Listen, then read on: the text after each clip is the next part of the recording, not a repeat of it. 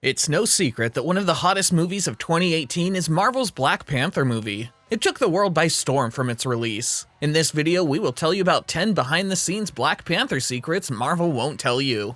10. Highly choreographed fight scenes. With such a powerful soundtrack, the scenes had to be just as visually strong. While the actors all underwent intensive physical training to create realistic battle scenes, they also had to let themselves be carried by the music. Some of the fighters from the Dora Milaje faction are trained dancers. This casting choice made it possible to create varied attack techniques, but also made the female warriors' movements more artistic and playful, even during the assault. Danai Gurira followed a training program combining martial arts with African percussion. The goal? Linking hand-to-hand combat with musical rhythm in the manner of certain African tribes. 9. Special swimming skills. Can you swim was the first question Tenoch Huerta was asked when he agreed to play Namor. The actor jokingly answered back that he never drowned before. However, just to make sure, Huerta still had to learn to swim for his role. I was taking classes with floaties, he recalled in an interview. Aside from Huerta, Lupita Nyong'o also took it upon herself to train underwater despite no one in the crew asking her to do so. The actress wanted to be as comfortable in the water as possible so her character could look realistic. She challenged herself by holding her breath and carrying giant weights through the water. In the end, Lupita nailed her role. Yup, not only did the actors have to learn how to swim, but director Ryan Coogler also had to do so too. According to him, he needed to know how to swim so he could direct this movie without having the fear of water as an obstacle. Out of all the members of the cast, Mabel Cadena, who plays Namora, is the one who holds the record of having the longest time underwater. She can hold her breath underwater for 6.5 minutes.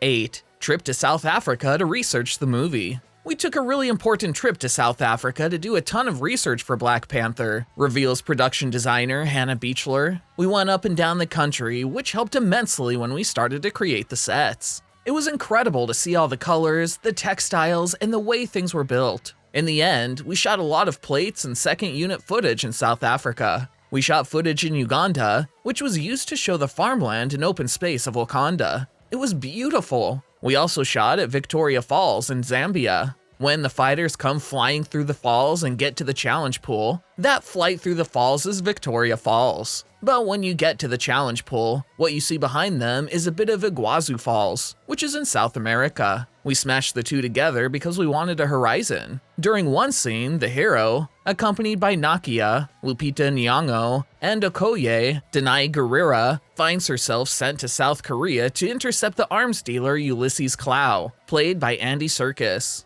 Guided by his sister Shuri, Letitia Wright, Chala engages in a car chase through the streets of Busan. For added realism, the team traveled to South Korea in February 2017 to film this spectacular scene. Fans of Black Panther can travel to Gwangali Beach, the Jagalchi Fish Market, and the Gwangan Bridge to follow in the superhero's footsteps. According to Jonathan Eusebio, the movie's stunt coordinator, the scene involved around 150 cars and more than 700 people. Before proceeding further, please subscribe to the channel and click on the notification icon so you can get notified when we upload the next video. 7. 6-week boot camp. Before the camera started to roll on Black Panther, cast members flew out to Atlanta to prepare for the movie's awe-inspiring action sequences. The boot camp lasted 6 weeks, reveals Danai Gurira. It was really helpful to get athletically conditioned for the film shoot, although we also got into the specifics of the movements of our characters. We learned fight choreography, as well as different techniques of how our character was going to move on set. It was intense, but I learned a lot. Okoye is the general of the army and the head of the Dora Milaje, so the way she fights is very traditional. Her movement with the war spear comes from very ancient movements of the nation. It was really interesting to learn. 6. Learning multiple languages. The African language that we speak in the movie is Xhosa, which is a Bantu language from South Africa, reveals Lupita Nyong'o, who plays Nakia in Black Panther. It has the clicks which my native tongue does not have, so I had to learn it for the movie. I worked very closely with a dialect coach to get it right. I also speak Korean in the film, which was a doozy. A week before we shot the scenes in South Korea, they finalized exactly what Nakia was going to say. So all week I kept practicing the lines over and over again. However, I slipped up from time to time. At one point, the Korean extras laughed because they told me I'd said something about a barbecue by mistake, but we got there in the end. 5. Black Panther's costume. Though the Marvel Cinematic Universe is rich with instantly recognizable characters and costumes, Black Panther is one of the most advanced. After making his first appearance in Captain America: Civil War, Black Panther underwent a makeover for his own movie. Lead costume designer Ruth E. Carter felt that Chadwick Boseman's suit in the Captain America movie was a little too simplistic compared to the other heroes' costumes. The artist therefore sought to create a more nuanced and iconic suit. Inspired by geometric prints from Botswana and superheroes from both Marvel and DC, she created an authentic, technologically sophisticated, and timeless costume. 4. A fictional country. Perhaps to fans' disappointment, Wakanda unfortunately does not exist. The African country was conceived by Stan Lee, hidden from the rest of the world, who don't suspect the phenomenal resources hidden behind its mountains. Rather than travel, the film crew led by director Ryan Coogler opted to recreate the whole of Wakanda in CGI. The indoor and outdoor sets were surrounded by large blue screens, so that the special effects team could create landscapes to bring Wakanda to life. From special effects designers to art direction, the greatest challenge was mixing technology with ethnic design. How to create a new country while respecting Africa's heritage and introducing Black Panther's own high-tech capabilities. While most scenes demanded that actors imagine the environment around them, the fight between T'Challa and Killmonger in the waterfall was entirely real. It took the set designers more than 4 months to create the colossal cliff inspired by the Oribi Gorge Cascades in South Africa.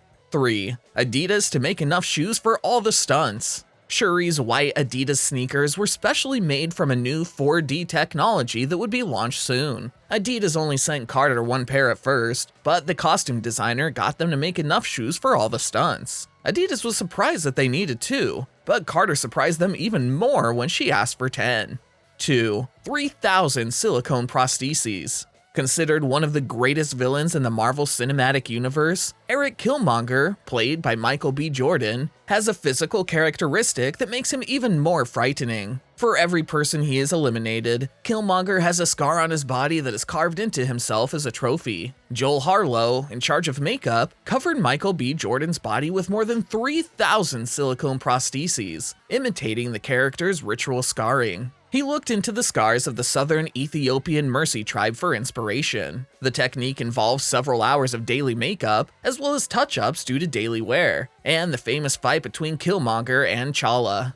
1. Special costume. To create realistic scenes of the Talokan's underwater city, costume designer Ruth E. Carter had to add weights to the costumes to get the right look. She tested the costumes in a 20-foot tank several times before coming up with that idea. Ruth E. Carter also took inspiration from various cultures across Africa to create unique costumes for each Wakandan tribe. You could see in the movie that the Zulu often wore white fur and shells, while the Jabari came through with white raffia skirts and white paint on their chests. Other tribes also had their own features, which made each costume at the funeral look unique. Carter said, "Divers went down in the water and I had to put them in costumes that included headdresses and capes, just to see what those costumes would do in water, and I ended up putting weights in." Which character is your most favorite in the movie? Do let us know in the comments. Also, if you enjoyed watching the video, please hit the like button and subscribe to the channel for more videos like these. Thanks for watching.